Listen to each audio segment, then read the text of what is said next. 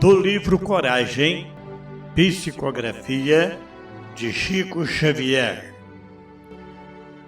Quando o tédio te procure, vai à escola da caridade. Ela te acordará para as alegrias puras do bem e te fará luz no coração, livrando-te das trevas que costumam descer sobre as horas vazias. Emmanuel.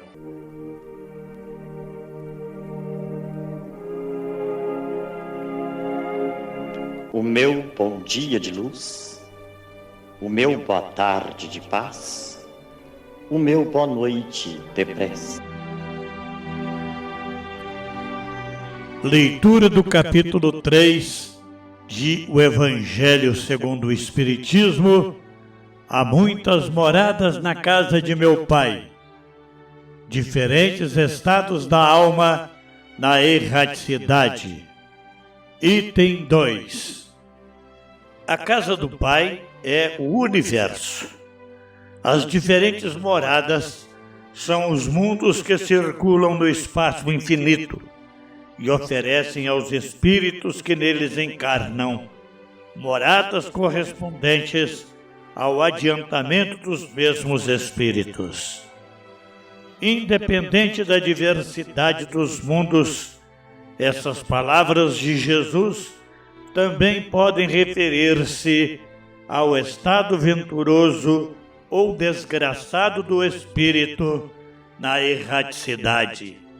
Conforme se ache este mais ou menos depurado e desprendido dos laços materiais, variarão ao infinito o meio em que ele se encontre e o aspecto das coisas, as sensações que experimente, as percepções que tenha.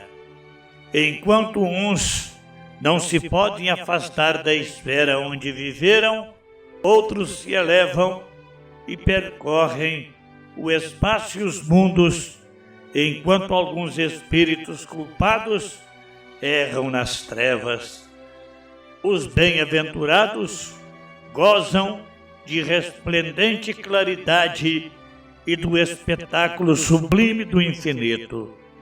Finalmente, enquanto o mal, atormentado de remorsos e pesares, muitas vezes insulado, sem consolação, separado dos que constituíam objeto de suas afeições, pena sob o guante dos sofrimentos morais, o justo, em convívio com aqueles a quem ama, frui as delícias de uma felicidade indizível. Também nisso, portanto, há muitas moradas, embora não circunscritas nem localizadas.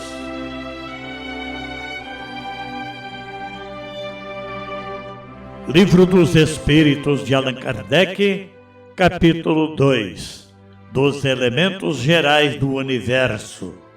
Pergunta de número 28. Pois que o espírito é em si alguma coisa, não seria mais exato e menos sujeito à confusão dar aos dois elementos gerais as designações de matéria inerte e matéria inteligente? Resposta. As palavras pouco nos importam. Compete a vós formular a vossa linguagem de maneira a vos entenderdes. As vossas controvérsias provêm quase sempre de não vos entenderdes acerca dos termos que empregais, por ser incompleta a vossa linguagem para exprimir o que não fere os sentidos. Comentário de Allan Kardec. Um fato patente domina todas as hipóteses. Vemos matéria destituída de inteligência e vemos um princípio inteligente que independe da matéria. A origem e a conexão dessas duas coisas não são conhecidas. Se promanam ou não de uma só fonte, se há pontos de contato entre ambas, se a inteligência tem existência própria ou se é uma propriedade, um efeito, se é mesmo, conforme a opinião de alguns, uma emanação da divindade, ignoramos. Elas se nos mostram distintas, daí o considerarmos-los formando os dois princípios constitutivos do universo.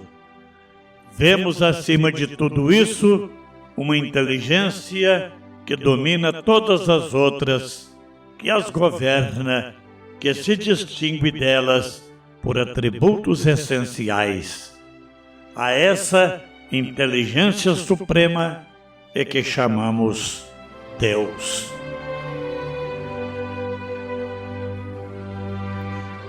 Meus queridos irmãos, a questão 28 de O Livro dos Espíritos nos conduz a uma reflexão muito importante sobre os limites da linguagem humana quando tentamos explicar as realidades espirituais.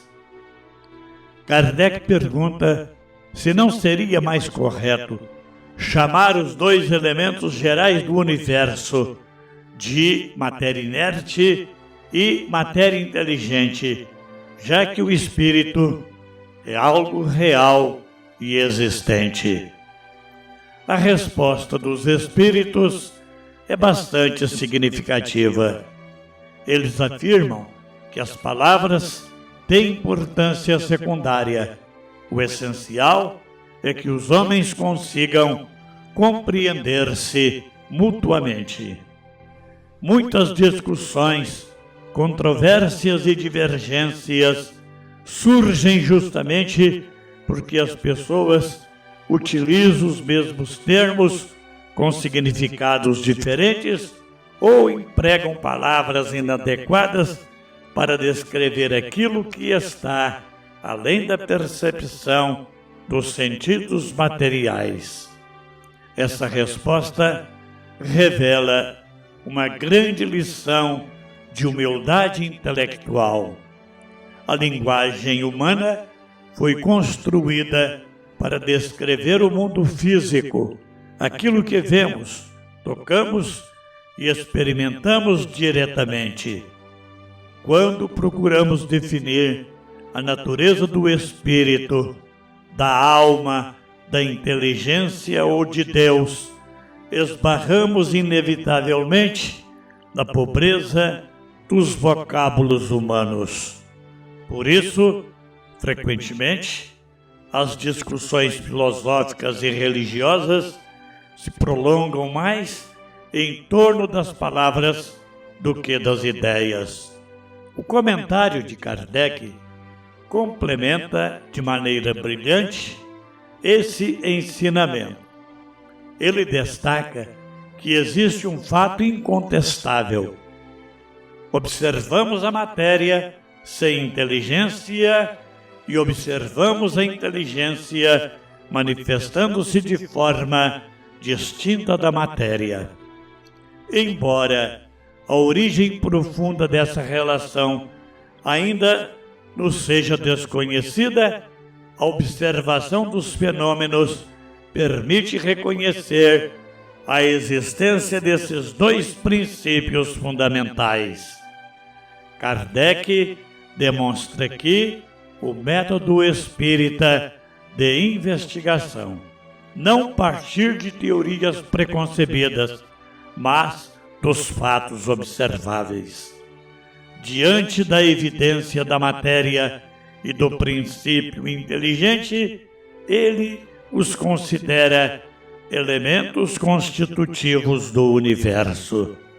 E acima deles, identificamos uma inteligência suprema, causa primária de todas as coisas, que governa e harmoniza tudo o que existe. Deus.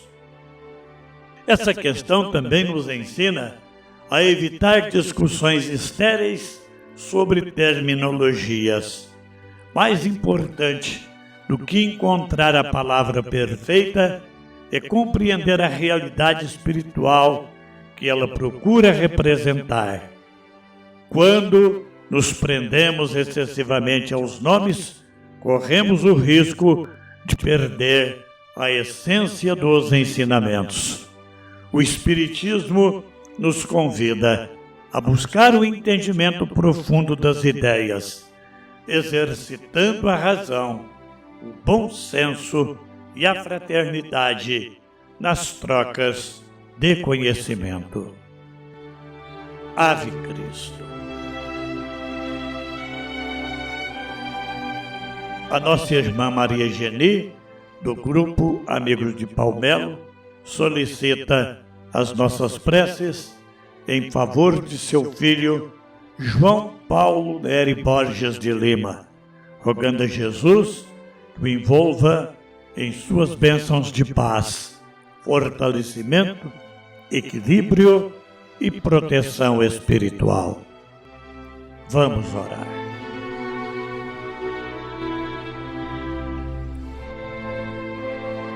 Senhor Deus, Pai de infinita bondade e sabedoria, agradecemos pelos ensinamentos que recebemos nesta oportunidade de estudo e reflexão. Ajuda-nos a compreender que as palavras humanas são limitadas diante da grandeza de tuas leis, mas que o esforço sincero de aprender e de servir nos aproxima cada vez mais da verdade. Concede-nos discernimento para valorizar a essência dos ensinamentos acima das discussões superficiais, cultivando sempre a humildade, o respeito e o desejo de compreender melhor os desígnios divinos. Que os bons espíritos inspirem nossos pensamentos, iluminem nossa inteligência e fortaleçam nossos corações para que possamos viver os ensinamentos do Evangelho em nossas atitudes diárias. Envolvemos em nossas vibrações de paz todos os lares, todos os enfermos, todos os que sofrem, os que choram, os que enfrentam provas difíceis e aqueles que retornaram recentemente à pátria espiritual. Que a tua paz, Senhor, permaneça conosco, hoje e sempre. Assim seja.